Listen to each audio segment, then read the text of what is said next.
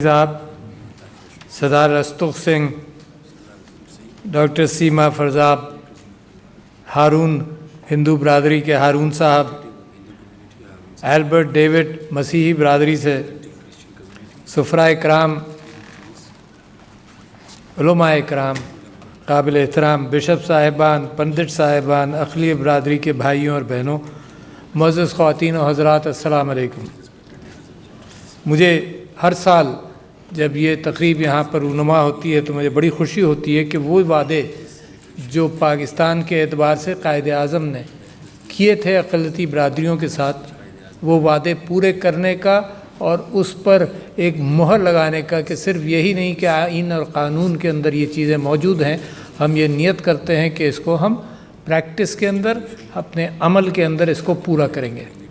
मुश्किलात होती हैं, कॉन्फ्लिक्ट्स होते हैं, कोई दुनिया का मुल्क नहीं जहाँ पर ऐसे कॉन्फ्लिक्ट ना हो, मगर उसकी खूबसूरती, एक अच्छे निज़ाम की खूबसूरती ये होगी कि वो कॉन्फ्लिक्ट फ़ौरन उससे निपटा जाए, जल्दी उसकी रिस्पॉन्स की जाए और हुकूमत, सरकार, अकाबरीन, उलमा इकराम और बिशप साहिबान और पंडित और सब लोग मिलकर ये पैगाम दें अपनी बरादरियों को कि ऐसा पाकिस्तान में नहीं हो सकता।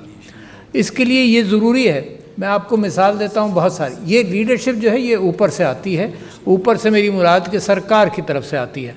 और वो मैं मिसाल आपको देता हूँ कि जैसे स्वीडन के अंदर वाक़यात इस्लामोफोबिया के एतबार से हुए, मैं आज भी इस बात को बड़ा खुशाइन समझता हूँ कि वहाँ की प्राइम मिनिस्टर ने उसमें वो लीडरशिप दिखाई कि उस कौम को ये एहसास हुआ कि सारे मज़ाहिब के अंदर का प्रोटेक्शन और उस वक्त गलत तरफ भी ले जाया जा सकता है जज्बात के एतबार से। तो हुकूमत ने, न्यूजीलैंड की हुकूमत ने एक अच्छा रोल प्ले किया। पाकिस्तान के अंदर बहुत सारे मौक़ों पर माशाअल्लाह पिछले चंद सालों के अंदर, मैं समझता हूँ 8-10 सालों के अंदर इस बात का अहतमाम किया गया है कि अगर किसी बरादरी में कोई इंसिडेंट हो, कभी प्रॉपर्टी की बहस हो जाती है, कभी रास्ते में झगड़ा हो जाता है और इंसान की फितरत है कि इस झगड़े को परवान चढ़ाने के लिए वो मज़हब का रास्ता लेता है, शैतानी कैफियत में लेकर आता है। तो पाकिस्तान में इमीडिएट रिस्पॉन्स के तौर पर काम किया गया, बल्कि स्टेट ने ज़िम्मेदारी ली कि अगर किसी मंदिर को, किसी गुरुद्वारे को खुदा न खास्ता कोई नुकसान पहुँचे तो कोर्ट्स ने ज़िम्मेदारी ली कि वो सरकारी ख़र्चे पर उनको ठीक किया जाए। मैं समझता हूँ कि इसका मतलब कि पाकिस्तान की हुकूमत ने ये एहतमाम किया कि सब लोग सुख, चैन और अमन के साथ रहें। मैं एक बहुत अहम बात पर आजकल ज़्यादा फोकस करता हूँ और वो मैं ये कहता हूँ कि इस्लाम और बहुत सारे अदियान, उनका सबका मैं ज़िक्र करूँगा। इस्लाम कम्युनिटी के एतबार से आया, लोगों में से निकला है और अल्लाह ताला ने ये ज़िम्मेदारी लगाई मुसलमानों के ऊपर ख़ास तौर पर कि तुम भूखों को खाना खिलाओ। मिम्मा रज़क़नाहुम युनफ़िक़ून, पहली सूरत के अंदर मिम्मा रज़क़, जो अल्लाह ने तुमको दिया है खाने को, जो रिज़्क़ दिया है उसमें से खिलाओ। और आप ये देखिए कि ये एक ऐसी मिसाल है कि आप हिंदू मज़हब में भी यही देखेंगे कि मंदिरों के साथ ये अहतमाम होते हैं। आप ईसाई मज़हब के, मसीही मज़हब के अंदर भी आप ये देखेंगे कि चर्चेज़ के अंदर इस बात का हमेशा अहतमाम रहा कि भूखों को खिलाया जाए और मसाजिद के अंदर और मुसलमानों के यहाँ भी इस बात का एहतराम रहा। तो जो सारे मज़ाहिब हैं, ख़ास तौर पर इस्लाम से मैं यूँ वाकिफ़ हूँ कि पैदा हुआ हूँ, पढ़ा है, मैंने सारे अदियान को पढ़ने की कोशिश की है। इस वजह से मैं महसूस करता हूँ कि ख़ास तौर पर इस्लाम और बाकी मज़ाहिब भी निकले ही इस तकलीफ़ से हैं कि इंसान की तकलीफ़ दूर की जाए। ये रिचुअल्स के मज़ाहिब में से इस्लाम नहीं आता। इस्लाम अगर नमाज, रोज़े का एहतमाम करता है तो वो इसलिए करता है कि अगर रोज़ा रखोगे तो तुम्हें एहसास हो कि भूखा कैसा महसूस करता है। अगर क़ुरबानी दो तो क़ुरबानी का मतलब ये है कि तुम्हें याद आए कि हज़रत इब्राहीम ने अपने बेटे को क़ुरबान करने के लिए छुरी उठाई और अल्लाह ने बरकत की। तो क़ुरबानी अपनी अज़ीज़ तरीन चीज़ में की दो, ये रिचुअल नहीं है। ये दूसरी बात है कि हम लोग ज़िंदगी के मामलात के अंदर हमने ये सारी चीज़ें रिचुअल बना ली, लिहाजा हमारे ऊपर असरात इनके कम होते हैं। इसी तरह से अगर आप देखें और याद करें تو بھوکے کو کھلانا، لوگوں کو کھلانا، تو حضرت عیسیٰ کا وہ مشہور واقعہ کہ مچھلی اور ایک ٹکڑے سے روٹی کے انہوں نے 5000 لوگوں کو کیا، اللہ کی برکت، اللہ نے معجزات عطا کیے حضرت عیسیٰ کو، ان معجزات کے اندر نابیناؤں کو بینائی دی انہوں نے، ان معجزات کے اندر جو کوڑھ کا مرض تھا اس کے اندر حضرت عیسیٰ کو اللہ نے برکت دی کہ وہ اس کا علاج بھی کر لیتے تھے۔ مگر حضرت عیسیٰ کی ساری زندگی آپ اگر دیکھیں تو وہ ریاست کی جستجو نہیں تھی، وہ جستجو تھی کہ انسان کے اندر محبت کا جذبہ پیدا ہو۔ اور اسی اعتبار سے میں آپ سے کہتا ہوں کہ انسان کے مسائل اتنے بڑھ گئے کہ اس وقت دنیا کو واپس اس بات پر آنا پڑے گا کہ ادیان اور قومیں آپس میں اشتراک کریں، کیونکہ انوائرمنٹ کا حملہ ہے، ایکالوجی کے اوپر بہت بڑا فٹ پرنٹ ہے۔ انسان نے اس دنیا کے ساتھ جو ظلم کیا ہے، آپس میں بھی بڑے مظالم کیا ہے، مگر اس دنیا پر جو ظلم کیا ہے اس سے کوئی نتیجہ ایسا نکلا ہے کہ ہماری گلوبل وارمنگ اور ہماری کیفیت اتنی خراب نہ ہو جائے کہ ہر انسان کا جینا مرنا کے لالے پڑ جائیں جینے کے۔ یہ وقت ہے کہ سارے ادیان، سارے لوگ آپس میں ملیں، یہ وقت ہے ملنے کا، یہ وقت ہے کہ دنیا کی ذمہ داری اللہ کی امانت کے طور پر ہم اس کو صحیح طرح سے اس پر قدم رکھیں، نرم قدم رکھیں۔ ورنہ جس انداز سے ہم نے دنیا کی برکات کو جس طرح سے ایکسپلائٹ کیا ہے، جس طرح سے غربت ہمارے یہاں بڑھی ہے انسانوں کے اندر، جس طرح سے ظلم اور زیادتی، جس طرح سے قتال ہوا ہے، چاہے آپ مشرق وسطیٰ دیکھیں، چاہے آپ پچھلے 50 سال پہلے 60 سال پہلے کا یورپ دیکھیں، جس طرح سے آپ افریقہ کو دیکھیں، جس طرح سے آپ لیٹن امریکہ کو دیکھیں، جس طرح سے انسان نے قتل کیا ہے، اس کی بنیاد یہ ہے کہ ہر ریاست کے اندر ایتھکس اور موریلٹی الگ کر لی گئی، ریاست کے اندر سے ایتھکس اور موریلٹی نکال لی گئی۔ پھر اگر قوم یہ فیصلہ کرتی ہے کہ میرے لیے یہ بہتر ہے کہ وہاں میں جنگ کروں کسی چیز کو لینے کے لیے، تو اس کے لیے وہ منطق تلاش کر لیتا ہے۔ اور آپ دیکھ لیے کہ دنیا کے اندر اب بھی جنگیں جاری ہیں، اب بھی جنگیں جاری ہیں۔ ہم کلیمنٹس ہیں ہیومینیٹیرین ریلیجن کے، ہم کلیمنٹس اس بات کے ہیں کہ جمہوریت ہے، ہم ایسے فیصلے نہیں کریں گے، مگر کرتے ہیں، کھل کر نہیں کرتے تو چھپ کر کرتے ہیں۔ اور یہ وہ وقت ہے جس کے اندر ہم کو دیکھنا پڑے گا کہ اصل ہم جھوٹ بول رہے ہیں اپنے لوگوں کے ساتھ، کر کیا رہے ہیں ہم۔ تو اسلام کے اندر ایک اچھی ارتقا بھی آئی جب لوگوں کو یہ احساس ہوا کہ بعض طبقات اسلام کو سختی کے ساتھ لے کر چلنا چاہتے ہیں، تو اس کے اندر ہمارے صوفیاء اکرام نے ایک بہت بڑا رول ادا کیا۔ اس کے اندر میں ذکر کروں گا، کس وجہ سے ذکر کروں گا، کیونکہ جو محبت کا پیغام ہے، جیسے میرے بھائی نے یہاں پر ذکر کیا کہ سارے ادیان کے اندر ایک محبت کی بات آئی، بہائی مذہب کے اندر بہاءاللہ وہاں سے محبت کا پیغام آیا، ہندو مذہب سے آیا، بدھزم کے ساتھ آیا ہے، بہت بڑے محبت کے پیغام ان سب چیزوں کے آئے، مگر as a community, as a living organism, وہ محبت کے پیغام اپنی جگہ پر، مگر جب ہم کانفلکٹ میں جاتے ہیں تو وہ مذہب کا پیغام پیچھے رہ جاتا ہے، مذہب کی بنیاد پر لڑ لیتے ہیں۔ تو میں آپ سے یہ کہنا چاہتا ہوں کہ آپ نے یہاں پر بڑا اچھا ایک ذکر کیا۔ اچھا، یہ مذاہب خاص طور پر اسلام، یقیناً کرسچینٹی اور دوسرے مذاہب، عورت اور مرد کو کسی لیول پر برابر کرتے ہیں۔ آپ نے یہ فرمایا کہ جی 52% کی ریپریزنٹیشن نہیں ہے پاکستان کی ریاست کے اندر۔ اور ایک کنٹرڈکشن آپ کو بتاؤں، یہاں جتنی محفلیں ہوتی ہیں، چاہے چیمبر آف کامرس کی ہوں، جس کی بھی ہوں، میں ان لوگوں سے پوچھتا ہوں کہ تمہاری عورتیں کہاں ہیں، تمہاری لڑکیاں کہاں ہیں، تمہاری بیٹیاں بہویں کہاں ہیں؟ اور میری بیوی یہاں آنا چاہتی تھی آج، خاص طور پر کہ مائنارٹیز کا فنکشن ہے، کچھ پتہ نہیں چلا کہ عورتیں ہوں گی، اکا دکا ہوں گی یا زیادہ ہوں گی، تو اس کو مشورہ ملا کہ نہیں تم رہ جاؤ۔ تو ہم اپنے یہاں یہ 52% کیوں نہیں کر سکتے؟ میں نے تو یہ پابندی لگائی ہے کہ جب ایوارڈز دیے جاتے ہیں تو اگر 20% ایوارڈز عورتوں کو نہیں ملے تو یہاں فنکشن نہیں ہوگا.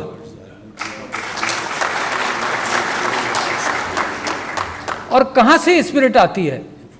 میرے مذہب کی اگر میں تاریخ دیکھوں، سارے مذاہب کی تاریخ میں سے اسپرٹ آتی ہے. تو اس کے اندر میرے نبی صلی اللہ علیہ وسلم نے عورت کو، میرے قرآن نے عورت کو وراثت دی، جبکہ یورپ کے اندر بھی وراثت 19ویں 20ویں صدی کے شروعات تک نہیں آئی تھی.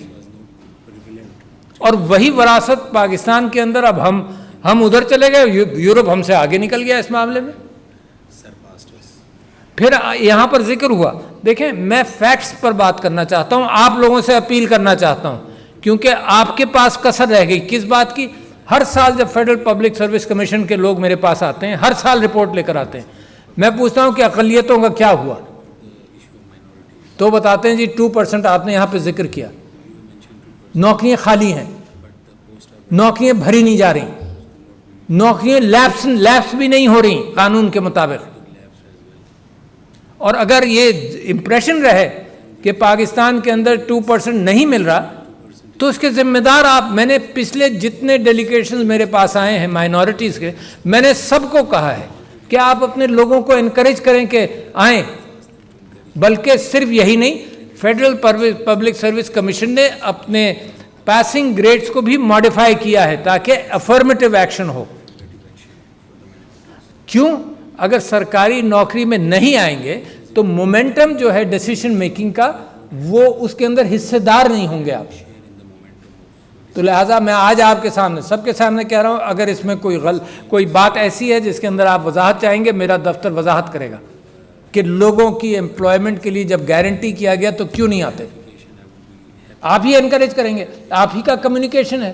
سرکار تو اہتمام کرتی ہے نا. یہ بھی آپ کو بتا دوں، عورتوں کے جینڈر کے اعتبار سے بھی بہت سارے لوگ یہ بات کرتے ہیں. حکومت نے پچھلے چند سالوں کے اندر عورتوں کے لیے لون کا اہتمام کیا.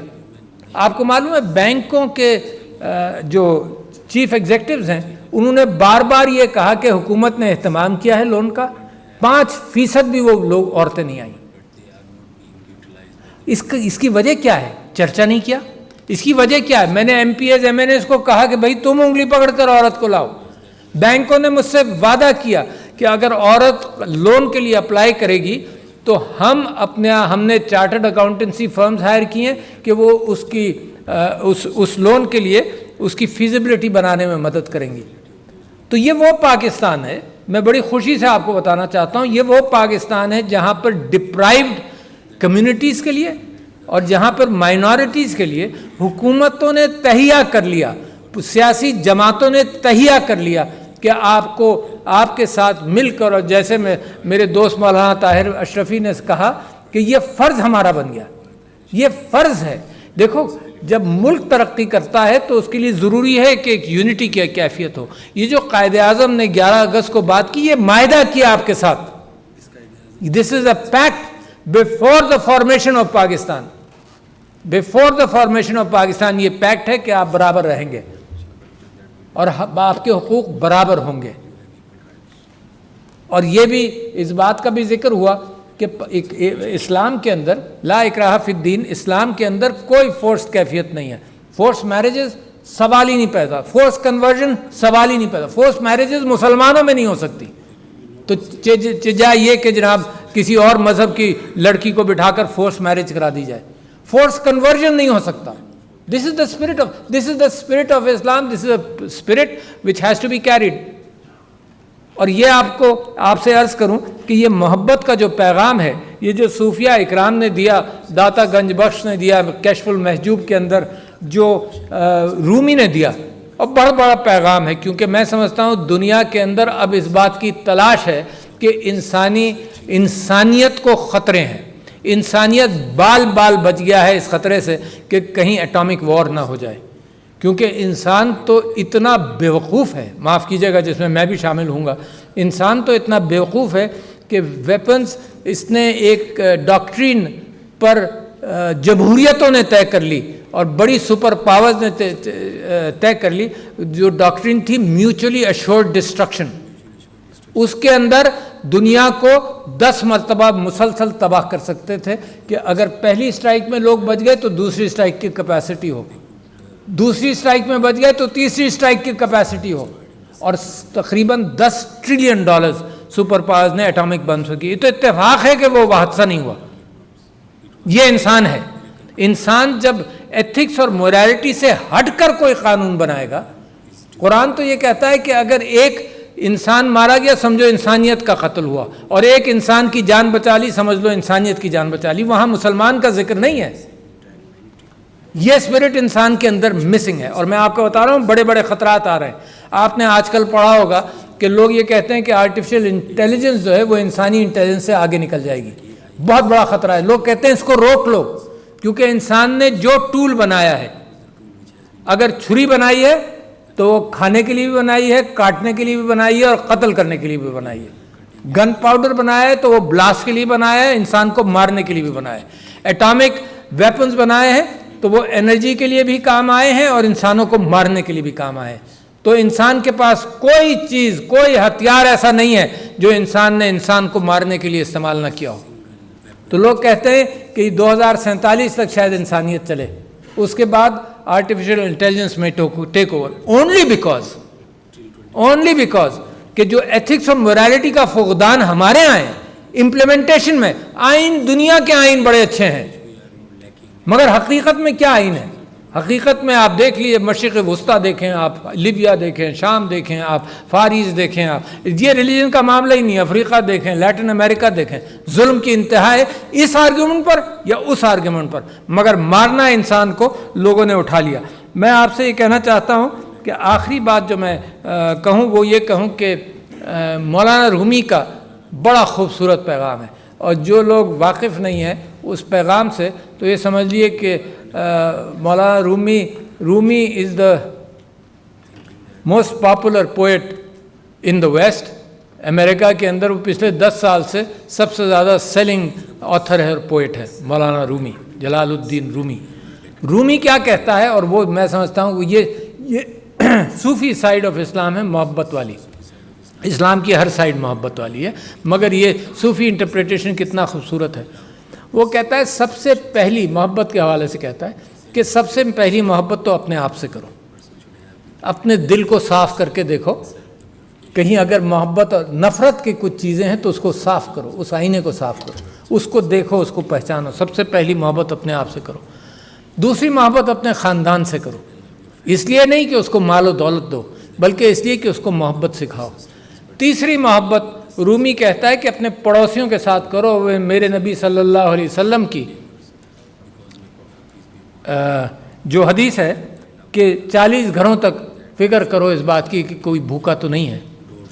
اور اسلام نے تو پہلی ہی صورت کے اندر یہ کہا کہ تم ایمان لاؤ. یؤمنون بما انزل الیک، کہ میرے نبی پر جو لوگ ایمان لائے محمد صلی اللہ علیہ وسلم، وبما انزل من قبلک، اور کہ جو پہلے نبی گزرے ہیں ان پر بھی ایمان لاؤ.